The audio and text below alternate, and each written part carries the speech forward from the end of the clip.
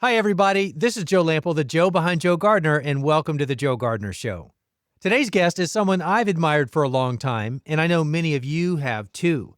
Rosemary Gladstar is a name that's practically synonymous with modern herbalism. She's been a guiding voice in this space for decades, teaching, writing, and inspiring so many people to connect more deeply with the healing power of plants. From best-selling books like Herbal Healing for Women and Medicinal Herbs, A Beginner's Guide, to founding herbal schools and the nonprofit United Plant Savers, Rosemary has dedicated her life to sharing plant wisdom in a way that's accessible, joyful, and grounded. In today's conversation, we're going to explore the roots of her journey, how herbalism has evolved over the years, and why she believes now, more than ever, we need to bring herbs back into our garden and our daily lives. We'll also talk about the deep connection between people and plants, the importance of protecting native medicinal species, and how we can all start building our own relationship with herbs, whether we're brand new to this or just looking to go deeper. This is going to be a fun conversation because, Rosemary, you're the expert on herbs and you have decades of experience. You've taught countless people. You've written books. You've done videos. You've lectured around the world, no doubt. You've got online courses. So I'm in the right place to learn more about herbalism and herbs. Thank you for being here, and I can't wait to get into our conversation. I feel just the same, Joe. Thanks for having me. Wonderful. You're welcome. All right, Rosemary, this is something that I love to do with each of my guests, and that is to learn your origin story. Where did you get this passion and this deep interest that really became your life's calling for herbs and herbalism? Well, I always think I was one of the lucky ones, I mean, so many people rediscover herbs when they're adults. But when I was a child, I grew up with a small dairy farm in Northern California in Sonoma County, which was like a plant haven. Yep. So I was just surrounded by plants and I was interested in as a young child. And I was very fortunate to have both sets of my grandmothers and my grandparents living close by. And one of my grandmothers in particular was very plant wise. And it wasn't like I was signaled out, I always like to point that out. It wasn't like I was the special child. But I definitely like knelt at her feet, and just learned from her. And she had a very profound influence on all of the grandchildren's life because she was such a remarkable human being, but definitely on me. And even when I first started teaching herb classes, like when I was in my early 20s, this was back in the 1970s. My grandmother was still alive and quite strong and well at that time. And I would take her to my early classes and have her cook up her horchas and her wild herb stews for the students. She had a huge influence on my life for certain. Clearly she did, because I have enjoyed going through your book, The Generosity of Plants, shared wisdom from the community of herb lovers. And you are the gatherer, as you're cited here in the book. But it's really a wonderful collection of different essays and things from fellow herb lovers. But speaking of your grandmother, I think we should give honor to her as you did in the dedication of your book, because it's touching what you said. And I would like to have you expand a little bit on this. But if I may, I'd like to just read this first little bit of the dedication right at the front. Is that okay? Yeah, please. Thank you. Okay. You said, "In memory of the extraordinary woman who first taught me about the generosity of plants, my maternal grandmother, Mary," how do you pronounce her name? Abelian Ikitkenaf. Wow. Okay. And that's 1896 to 1983. But you went on to say, "A survivor of the Armenian genocide, my grandmother used to tell us when we were children that it was her unshakable belief in God and her knowledge of the plants that saved her life, for which I am forever grateful." Wow. Goosebumps there. Can you tell us more about this statement, how plants saved her life? Well, she meant that literally, actually, because she was deeply religious. So was her faith in God, but she also was extremely knowledgeable about plants. And so my grandmother was a survivor of the Armenian genocide, as I mentioned in the book. And they were able to survive because my grandmother knew a lot about the wild plants. And then when they came here in 1924 as refugees, and they were very poor, like most refugees that didn't have anything, she knew all the plants and knew how to make medicines from them and how to eat them. And so as we were young children, we'd be in the garden. We were farm children. So of course, my father and my mother had big gardens. My grandmother would take us out to weed. And of course, she would pulled some of the weeds and put them in the compost. But a lot of those weeds were favorite weeds that she'd known as a young person because it was a Mediterranean like climate where she Hmm. grew up. And so those favorite weeds would go into our hortas or the wild herb stews. And then, as poor farmers, as most small farm people are, they depended on their own knowledge for almost all of their health and wellness. I remember there were five brothers and sisters in my family, and there were only two incidences in our entire childhood that my parents had to take us to the doctor. Everything else was Oh, home remedies. One was when my older sister fell off the horse and broke her hip, which was definitely a medical situation. And the other was my baby sister swallowed rat poison. She did live, but of course it was another medical situation. But everything else, running into pitchforks and all the mumps and measles and poison ivy and oak and scratches that you get living on a farm. My parents and my grandparents were very capable of dealing with this home remedies. So I grew up just thinking this was natural. This was the way right. the world worked. It was quite shocking to me to find out otherwise as I grew up. But yeah, the plants and natural remedies have always been much more natural, just a part of living. Clearly, it's woven into the threads of your entire life, it sounds like, especially Yeah. those Yeah. those formative years early on when that was your reference completely. But my next question was gonna be what inspired your own journey into herbalism, and was there a particular plant or person or experience that set you on this path? But I think already we've discovered that clearly your grandmother and your family were quite influential in that, and how fascinating to be so dependent on the land for healing and well-being. Yeah. Well, and I've had many great influences. I was very fortunate when I was younger to connect with some amazing elders. Like one of my very early teachers when I was in my late teens, actually, and just going into my early 20s, was a world famous herbalist named Juliet Tubercle Levy, who didn't even live in the United States. She was actually of Turkish Egyptian origin, her background, but she grew up in England. Mm, And when I first found out about her, she was living on a remote island in Greece. She was just this incredibly wild character. This is way back, this was back in the 70s. And then she herself had begun her herbal journey in the 1940s. And she'd written a number of books that were sort of obsolete when I was a child growing up, but I discovered them. And they had just a really profound influence on my life. So when I was in my early 20s, I was determined to meet her because I was sure that she was so old that she was gonna die, but quite truthfully, she's younger than I am now. She was probably about 70 at that time, right? yeah. But, so I traveled to Greece actually to meet her Wow. and, forged a lifetime friendship. She lived to be 99 years old, Oh so she my. did live quite a long time, but she also had a profound influence on not only my journey as an herbalist, but many hundreds of herbalists in the United States were influenced by her work. That's So, fascinating. Good for yeah. you to pursue that opportunity and see it happen. That's exciting. All right, so we've talked about the word herbalism probably 20 times already in the course of this start, but for those who aren't familiar with the term, can you please help us define it?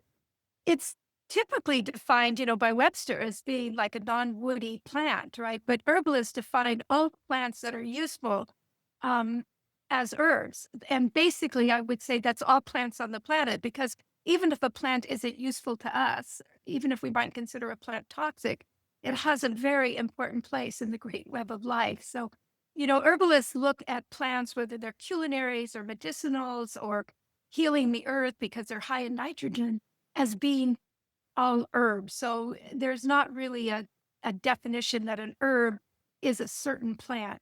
When herbalists talk, and the term herbalism is a very broad term also. Right. I'd like to clarify that if you don't mind, because Yeah. oftentimes people, when they think of an herbalist, they're thinking of somebody who treats medical issues. And the term healing is such a broad term. It can be like you, Joe, who's a gardener, gardening organically and healing the soil. It's definitely doing incredible healing work, right? And Right. so the term healing is such a broad term. So I define herbalists as people who work with plants on any level. Uh-huh. Like it's an herbivore, right?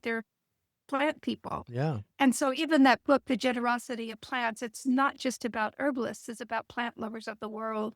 Yes, that makes a lot of sense. But so the term herbalism, is that the practice of being an herbalist? It is, Uh-huh. yes. Okay, good. So on that note of herbalists and herbalism, throughout your resources, I see the reference to the science and the art of herbalism. And so the science part, I feel like I can get my head around more than the art part, but I would be very curious and interested to know how you would describe that in the context of art and science. Great. Well, I mean, there is tremendous amounts of scientific research and Mhm. studies done all over the world. Most we have some from the United States, not the best studies in the world, but definitely in Western Europe. Germany is one of the centers where they do lots and lots of studies.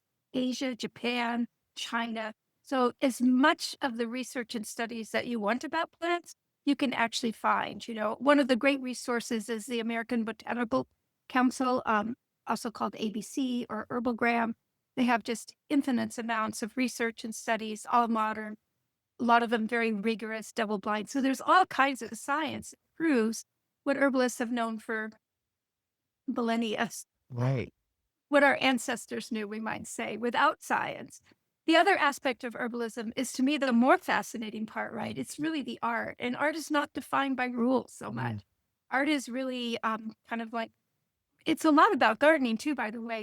You probably know a lot more about the art of plants than you think you do because, Mhm. so much of gardening, yes, you have rules and there's things that you learn and you study, but then you go out to your garden, right? And the plants are different in your soil and each season's different.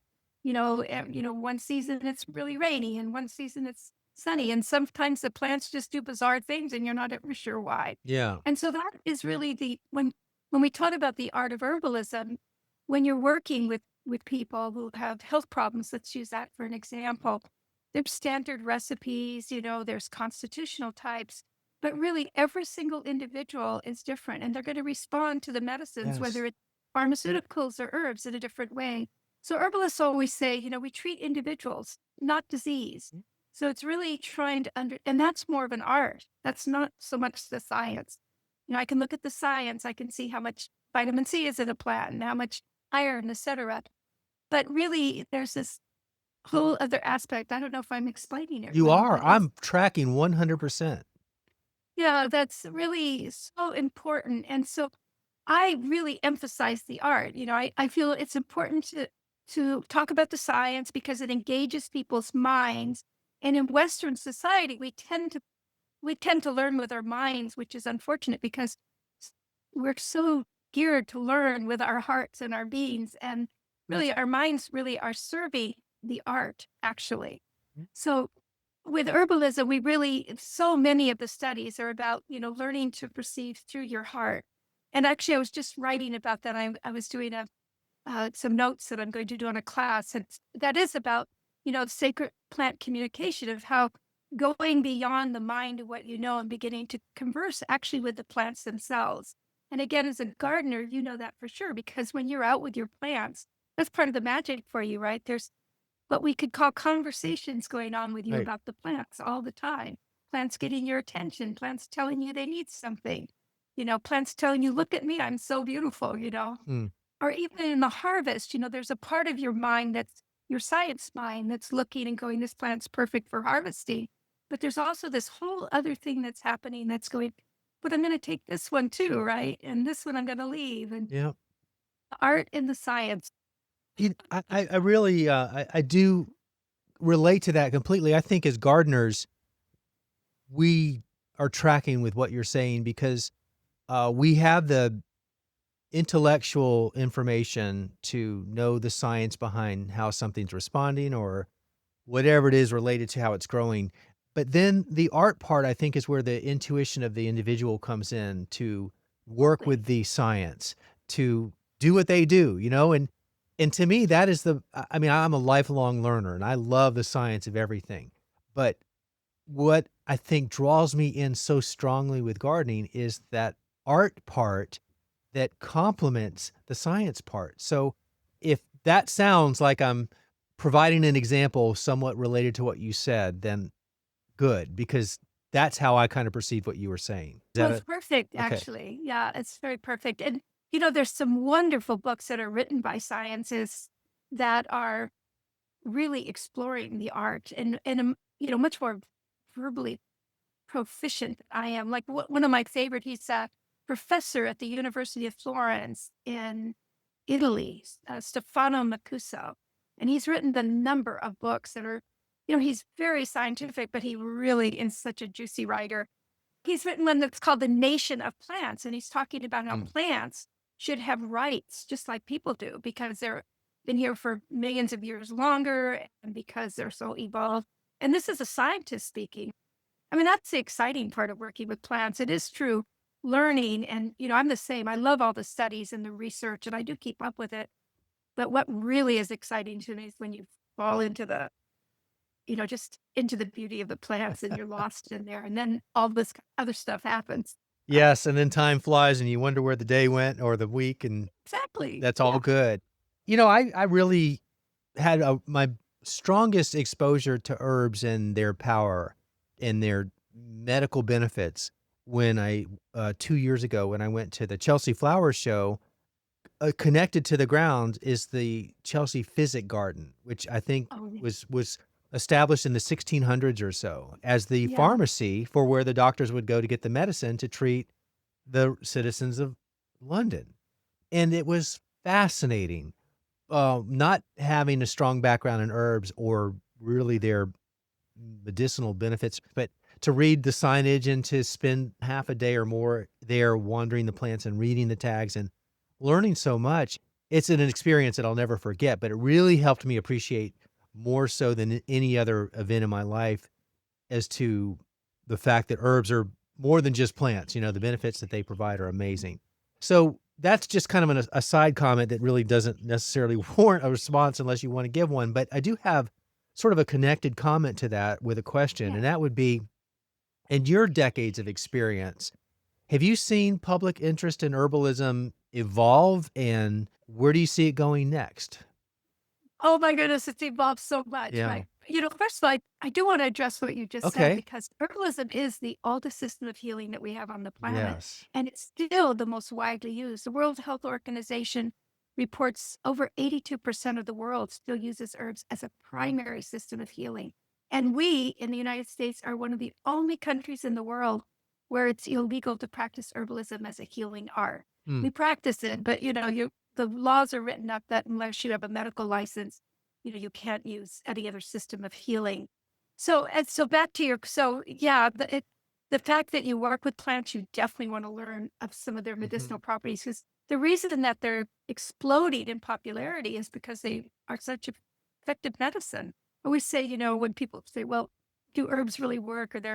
I laugh and think, they would have been discarded centuries ago. And a lot of them were, and a lot of the old treatments that don't work were discarded. Just like we'll see a lot of the medical treatments that are used today, a lot of these are not going to last long term. They might last for 50 years, which is nothing in history. Only the best of what really works will be passed along, right? Mhm. And that's what we see with herbalism. We see the best of what works has Right. been passed on through the centuries. Yeah, the popularity is just amazing. I think I mentioned to you earlier, Joe, I opened my first herb store in 1972 Mm. in Sonoma County in the small town I grew up in. It's still there, actually, on the main street of Sebastopol, California. I Wow. think it celebrated what its 50 something birthday. But when I first opened my herb store, it was popular and a lot of people came because I opened it up in the community that I grew up in. But they were all young people with lots of hair and not a lot of clothing.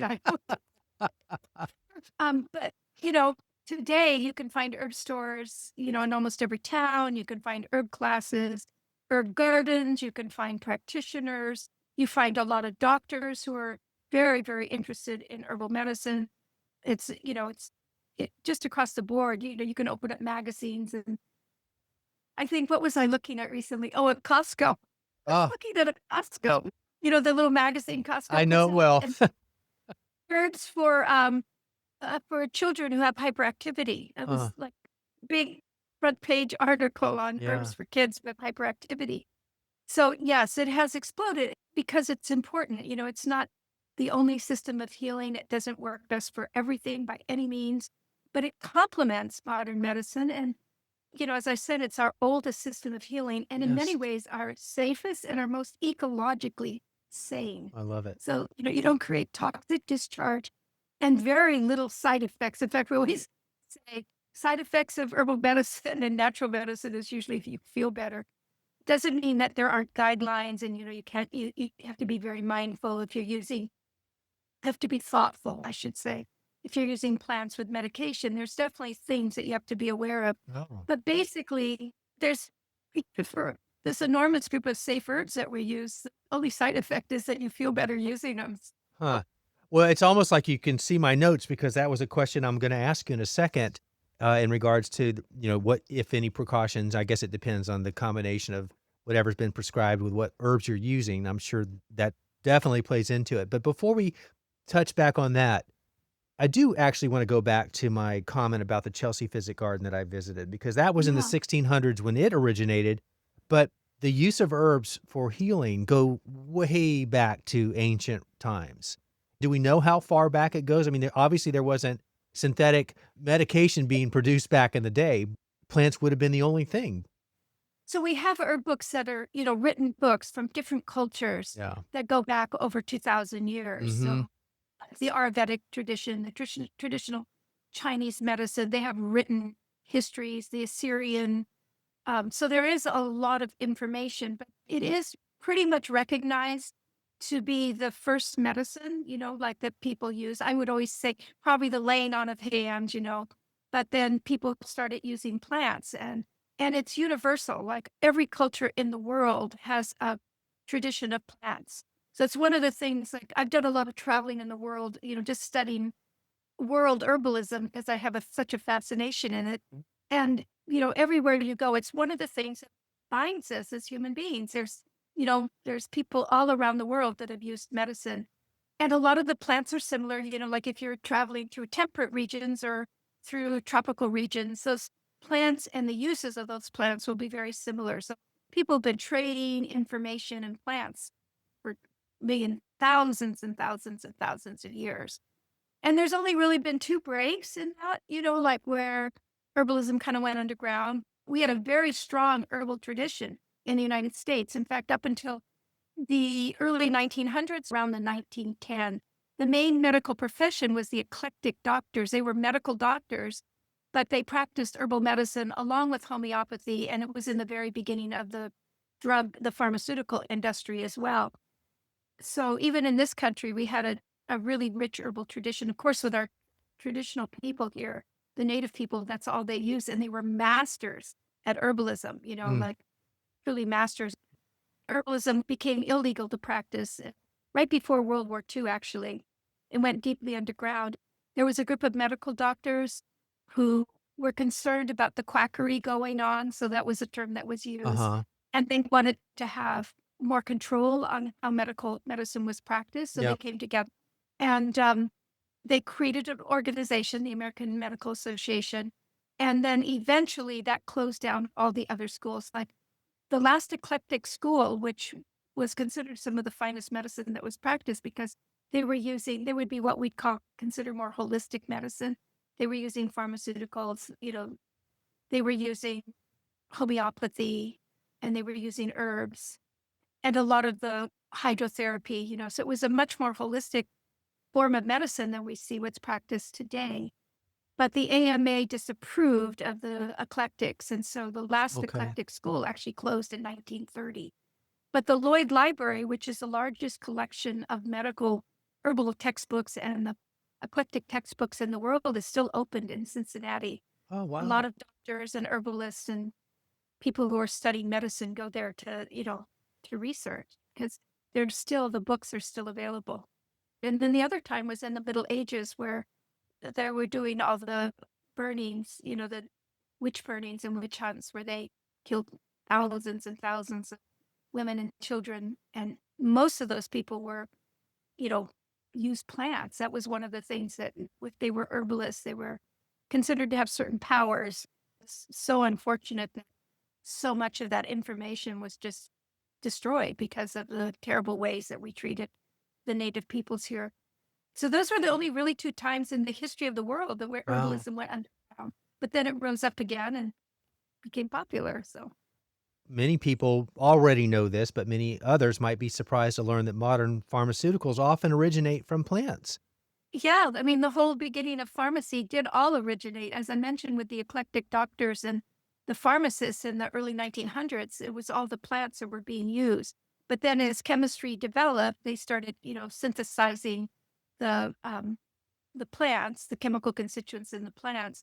They still use some, like there's a lot of native plants, like golden seal is one. It's a very important native medicinal plant that grows only in the northeastern part of the United States, a little into Canada. And that's primarily used by the pharmaceutical industry. It's a very, very popular herb in the herbal world too, but tonnage of amounts of it is shipped into European markets for the pharmaceutical industry because of the berberine and hydrastis. Same thing with like all of the morphine came from poppy family. Right. They synthesize it now. Ephedrine came from ephedra, the beautiful malong plant. So many, many of the important drugs that are used today were originally from the plants, and then now they synthesize them. And the difference being is that in a plant, it has all of the chemical constituents, right? The active ingredient, yes, but all of the other chemical constituents that support that active ingredient. In pharmaceutical medicine, they take out what's considered what science thinks is the one active ingredient, and then they concentrate that in large amounts, and that becomes the drug. So you wanna ask yourself, which is the smart medicine? Right. I'm going to ask you one Yeah. more favor in a definition. You've mentioned homeopathy a few times. And for those who aren't familiar with the term, can you describe it? Yes, homeopathy developed, I think it was again, in the early 1900s, and it started in England, and it's recognized as a medical system. It's recognized both in England, many all throughout Europe, and in the United States. So there's many homeopathic doctors, and they treat it's natural medicine, but it's minute dosages. With the theory behind homeopathy is that like cures like, so that for instance, if you had poison ivy or poison oak, they give you a preparation. It's pre-prepared, they're like little tiny sugar pills and it's minute amounts of the rhus toxis, the chemical that's in poison ivy. And it's, very effective. It's a branch of herbalism because you're using a lot of plants in it. The premise of it and the treatments of it are different. It's another system of healing that's considered a holistic healing system.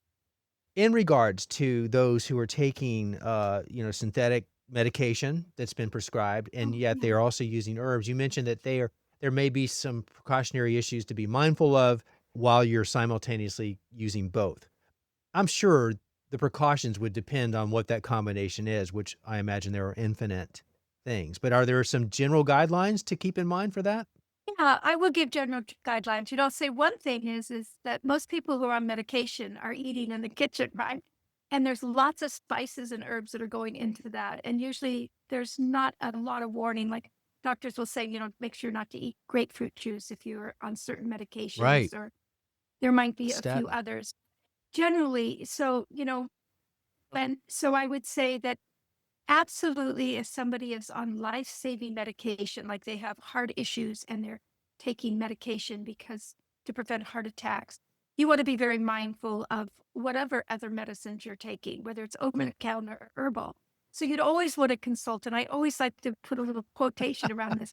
You always want to, consult with your doctor, but your doctor has to know about plants. So it has to be Mm, a savvy doctor yeah. or an herbalist who knows, clinical herbalist who knows about medicine and herbs. Because just asking any doctor, it'd be like asking me about questions about a lot of drugs that I may know nothing about. Right. So I do think that that's wise advice, and I would really suggest that. However, along with that goes, there is a large group of herbs that are just considered tonic or food herbs.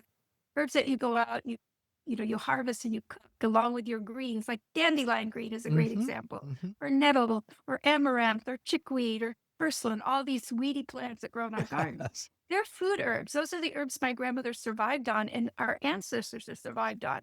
So you don't have to worry about those herbs, but The problem with is if you haven't studied herbs, you don't know which are your strong medicinal herbs Right. and which are your what we call our food or tonic everyday herbs. So I have a book that's called Medicinal Herbs. It's a beginner's guide. Oh, That's the name of it. Medicinal Herbs, a beginner's guide. That book is so good for people who are just, like yourself, Joe, who has an interest, who's a gardener. There's a lot of gardening advice in it. There's a lot about all the weedy plants and how to hmm use them as medicine, how to make medicine with them, and a lot about the safety issues, what I call the oh, big safety net. So that, because really, I would say herbalism is our safest system of healing. There's a few rules that you need to know, hmm like one, two, three, yeah. and then you're good. Good to go. Well, what a great book suggestion. We'll certainly link to that in the show notes. And for those that are listening right now, which is everybody that's hearing this, I always say that. It's like, why do I even say that? But anyway, this is episode 423. So if people want to go ahead and get the link to the book on the website, joegardener.com, look for the podcast tab. And this is episode 423, and you'll find the link right there. But boy, glad you mentioned that because I'll be one of the people going to that link to get the book. That's exactly what I need. But let's do this, and I'm sure this will be a highlight for many people here. But let's talk plants a little bit related to herbs, All and right. give you a chance to probably say more of what you've already said, but maybe in a slightly different way. But I'll start off with a simple question. Tell us why growing herbs in our own gardens or landscapes is so powerful. Well, one is most herbs are fairly simple to grow. They're vigorous, Mhm. they don't require, they're not fussy. Most of them are going to be pretty hardy. Uh-huh. Then you have, with a huge group of herbs, you have wonderful culinary, adventures. You can bring them in for nothing like going out and snipping fresh dill or mint or, all oregano, thyme, marjoram, all of those fabulous herbs and bringing them in the kitchen. Yeah. I mean, there's just nothing that sparkles a meal like fresh herbs from the garden. But then you have this wonderful group, those same herbs, when they're used therapeutically, you have some of your best medicines. Here's a great example like Okay. garlic. Everybody feels safe using garlic. Kitchens would be boring without garlic, right? And yet here you have one of your most incredible immune supporting herbs. You have an herb that's really excellent for people who have high cholesterol, have heart problems. It's great for warding off colds and flus. It's an amazing immune supporter. It's great for warding off people you don't want to be around. Just eat a lot of fresh garlic. Mm. You just have this multi-level plant. And once you learn how to use them for food and medicine and healing, I mean, it's just remarkable. And so even an herb like, you know, I could take any one of these. For some reason, dill just popped up in my mind, but dill is so wonderful with fresh fish and Yeah. wonderful potato salads. It Mm. just makes, it has that wonderful fresh taste. It's nice to chop up and put it with your tempeh or but it's those seeds are actually one of the very best anti-flatulence Mm. remedies that there is. So Mm. people who get kind of gassy or bloaty, Yeah. you just start with you can chew them. They used to be called meat seeds, like the early settlers. The pilgrims, they would mix these like dill seed, cumin seed, caraway, that wild carrot seeds. They mix them all together, and then they take them to those long meetings, and they would chew them so that much like people use chewing gum, but they would help to settle the stomach Huh. and dispel the gas. So people were a lot less gassy and bloaty. So, Wow. and then after dinner, you just have a nice little dill, fennel, caraway tea. It's very quite tasty. And it just helps to settle the stomach and aids Amazing. digestion. So, Okay. yeah, For someone just starting out, what would you say could be the top 5 medicinal herbs to grow and why? if I was looking at, five really great herbs that you could use for a wide variety of purposes, I would say lavender. So lavender, because lavender is fragrant and beautiful, and it doesn't grow so well in the Northeast where I live. I'm a little bit in the cold region. I mean, I can grow it, but I live right on the lake, so the cold winds and stuff it's not really happy here. But generally, you can grow it. It grows very beautifully, and it's a wonderful nervine. So it's really relaxing. You can soak the flowers in oil and make a beautiful oil and use that oil as body oil, or use it in your bath to calm and relax. You could add a little bit to tea. It's very strong tasting, so it's not an herb that it's you have to use it in small amounts in tea, but it is unnerving, so it's very relaxing to the system. That's a great herb to use. And then I really suggest it. We call lavender first aid in a bottle. That's you Mm, can use it for, you mix the oil with a little bit of honey, and it's an antiseptic that you can use on burns and insect bites. So, and then another herb that I would definitely grow is yarrow, which yeah. you might say, why grow yarrow? Because it's a weedy plant. So, yeah, just let some of the weed patch grow. But yarrow also is one of the top 10 medicinal plants that you find in temperate regions of the world. And it's used for a major herb for really, it's a major herb as well as being what we consider a very vigorous plant. But so it's a major herb for almost all of our body systems. So it's really good for digestion for heavy cramping. Uh-huh. It's an herb that helps with the spasms of the stomach.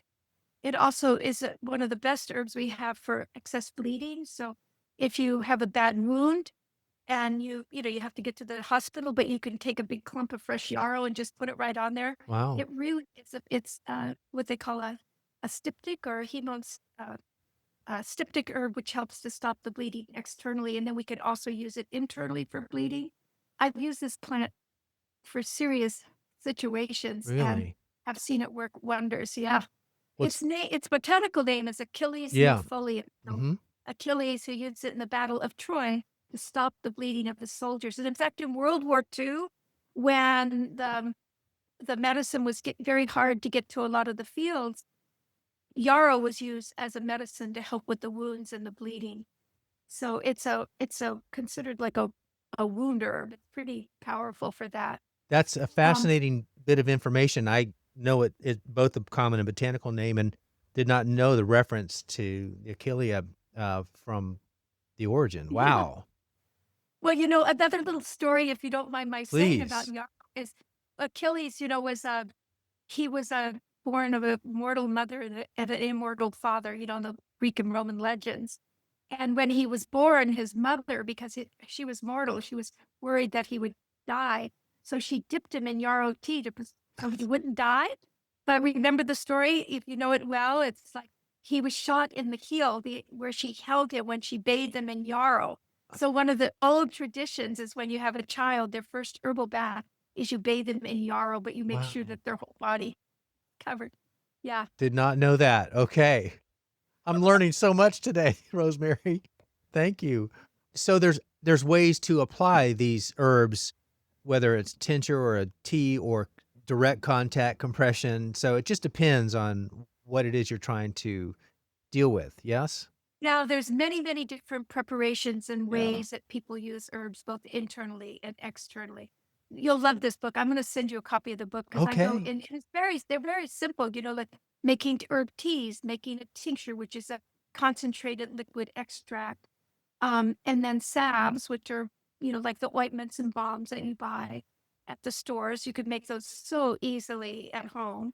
And then doing herbal infused oils is another method. So there's lots of different ways. Of course, capsules and pills too, which is the way that so many people are used to taking their medicine these days. Yeah. There's lots of, we call it delivery systems. There's lots of Mhm. delivery systems for the herbs. Amazing. Let's follow up on the recommendation on some of those great plant suggestions that you offered, but maybe give us some simple everyday ways that we can incorporate herbs into our wellness routines, such as the teas and the salves and the kitchen staples, whatever it may be. Few suggestions there? Yeah. Well, I think one great way is just starting with teas, Yeah. like because people drink a lot of things that aren't as healthy as teas would be. There's people drink a lot of soda, even Mhm. the natural sodas are like so full of sugar, or buying sparkling waters, which is not a problem at all, except that you can make your teas with all the herbs growing in your garden and they can be delicious. So, but they can also be so health giving, right? So, Right. yeah, just what I usually recommend that people do is make a quart.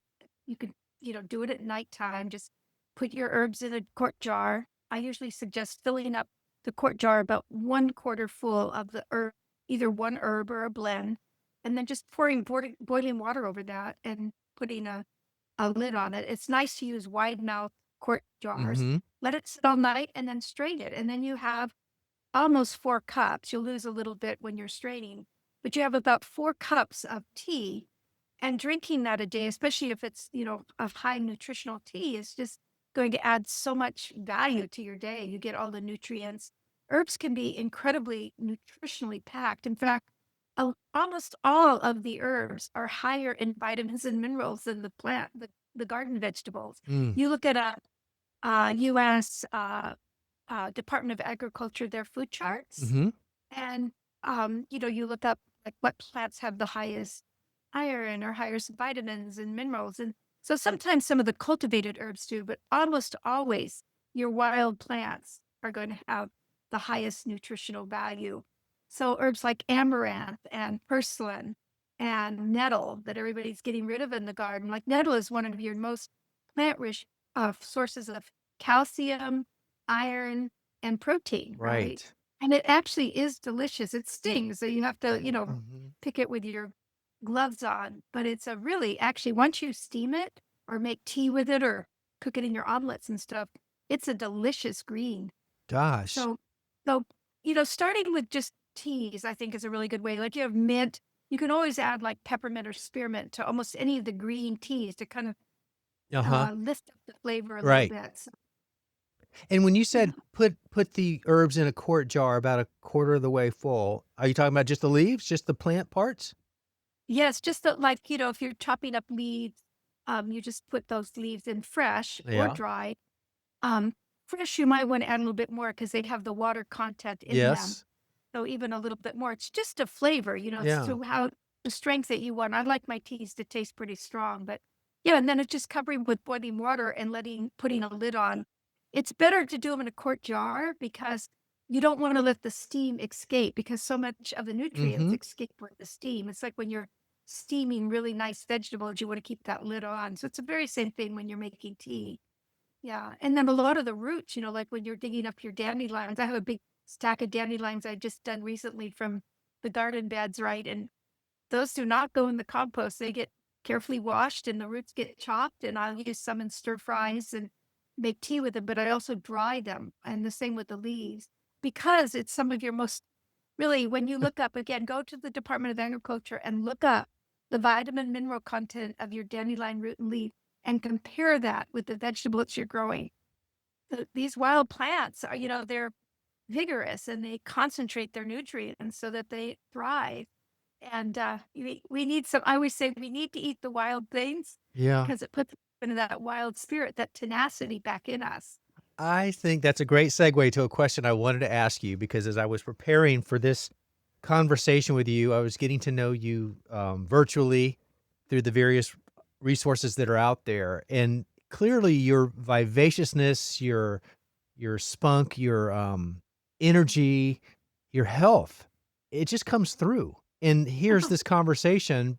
I had already made that determination quickly before we ever had this conversation, but now we're about an hour into it, and you just punctuate that in every way. So, if I may ask, can you share with us how you feel about your association with herbs for medicinal benefits in a way that's impacted your health? But I'm getting the sense that it's impacted it in so many positive ways. But just maybe some examples of what you can share with us and how that's impacted it positively. Yeah, well, I'm in my late 70s now. Just Okay, that I don't believe you, but okay.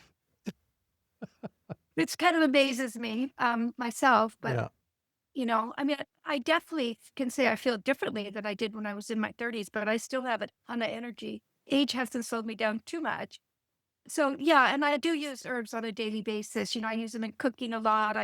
I drink my teas. I'm sitting here drinking a really nice, nettle, plantain, dandelion leaf. It's just got a lot of good weedy stuff in it that I'm drinking. But I do have a story, just how herbs have impacted my life. So a lot of times when I've encountered illnesses in myself or my family, I've used plants almost always primarily as a primary medicine. And times that have required medical assistance, I've used herbs as well. So when I was in my late 20s, I was doing an herb walk on a backcountry road. This is when I still lived in Northern California.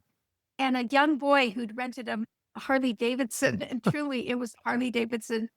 He was driving down this backcountry road. It was just a dirt road. It wasn't even a drivable road. And he went around the corner and there was all these people standing there looking at plants, right? And he slid out of control.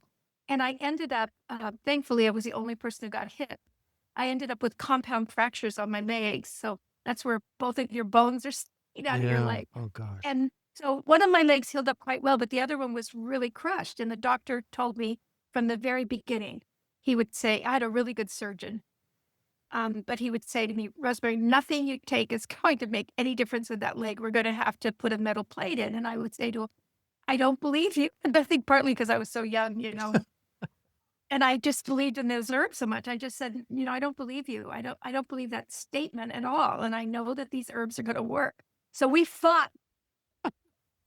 I'd go to the office and he would like, you need to schedule this surgery. And I'd say, no, I had a big cast that went from my hip all the way down to my tippy toes. Oh, These were in the days of the big plaster oh cast. yeah. But I drank my herbs faithfully for it was 18 months it took for it to heal. I said I turned green at the gills.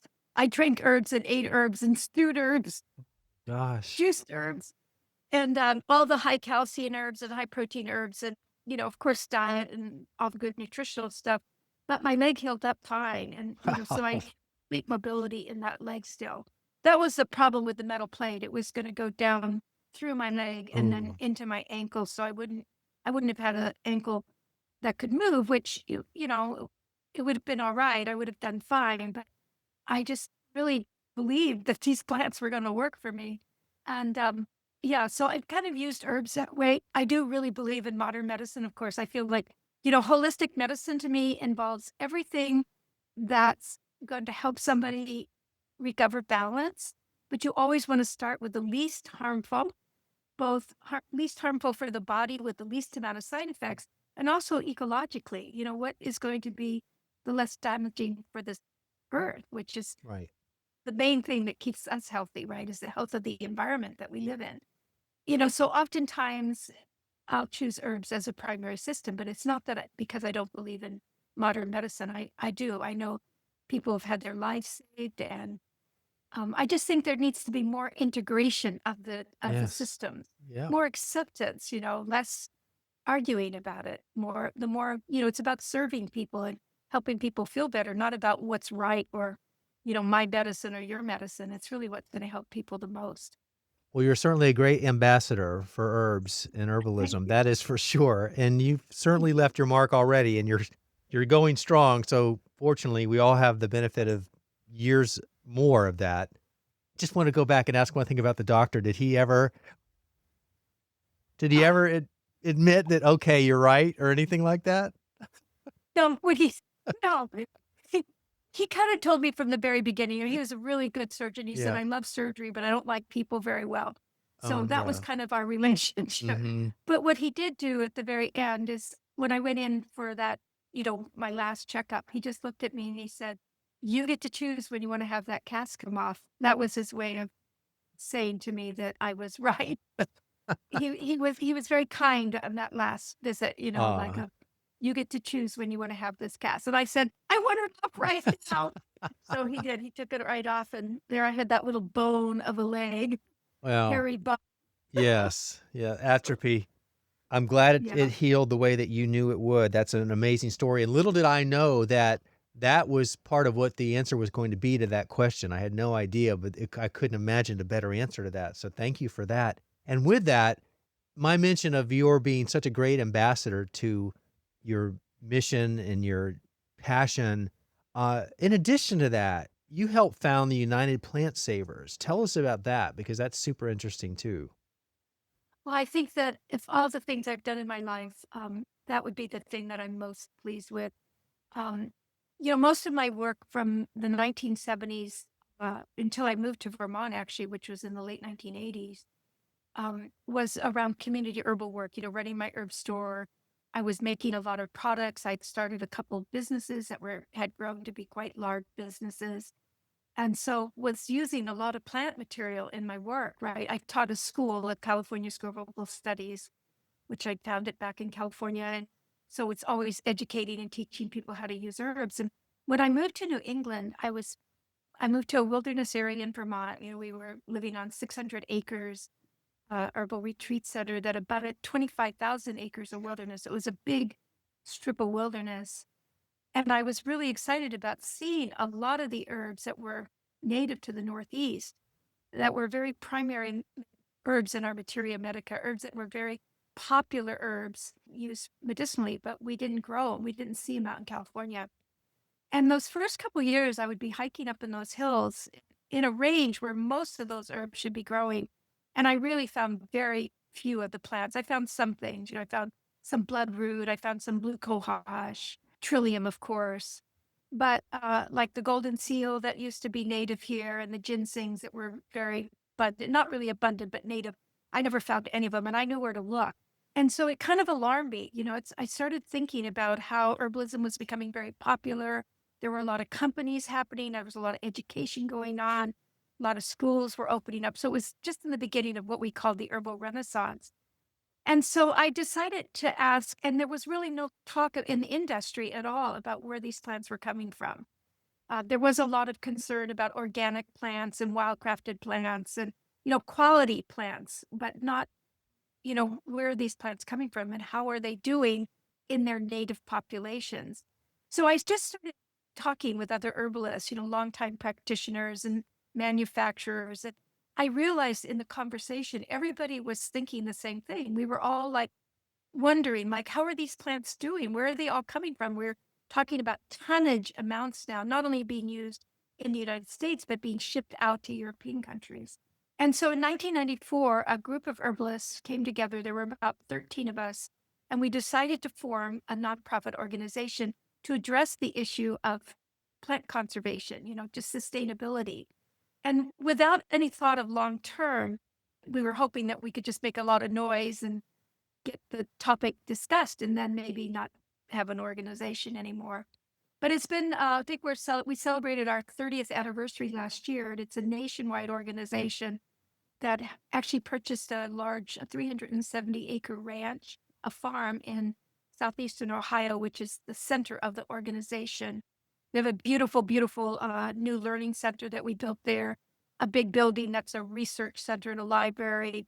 And we're putting up a big glass conservatory Wow. on the farm this year. So it's been really incredible work that we've created that's really, I think, a gift to American herbalism and a statement for American herbalism, because plant conservation and addressing which plants are at risk and turning plants away from being necessarily wildcrafted to organically cultivated has become a big turnaround in the industry, where 30 years ago, almost all the plants were coming from the wild. We had very few large growers and very few organic growers. Today, there's a big emphasis on what I call supporting another endangered species, the American farmer, Mm.